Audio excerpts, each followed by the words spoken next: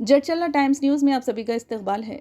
Sanjeeva colony दलित वाड़ा में 1 करोड़ रुपए की लागत से ड्रेनेज कामों का आगाज। जी हाँ नाजरीन, जड़चल्ला मंजलिस बल्दिया के तहत संजीविया कॉलोनी दलित वाड़ा की तरक्की के लिए जड़चल्ला के रुकन असम्बली जनमपल्ली अनिरुद्ध रेड्डी की जानिब से 1 करोड़ रुपए के फंड से ड्रेनेज कामों का बाज़ाब्ता आगाज़ किया गया।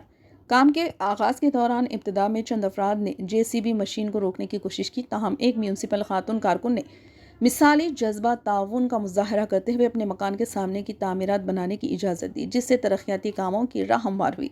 इस मौके पर जड़चल्ला मंजलिस बल्दिया के चेयरपर्सन कुंती पुष्पलता ने खातून कारकुन के जज्बे को सराहते हुए उन्हें शालपोशी और गुलपोशी के जरिए तहनीत पेश की और इनके जज्बे ताउन की सताइश की। तकरीब में मुकामी अवाम और कांग्रेस पार्टी के कायदीन की कसी तादाद मौजूद थी। मुखर्रीन ने कहा कि इलाके की बुनियादी सहूलियात की बेहतरी हुकूमत की अवलिन तरजीह है और तरक्याती काम बिला रुकावट जारी रहेंगे।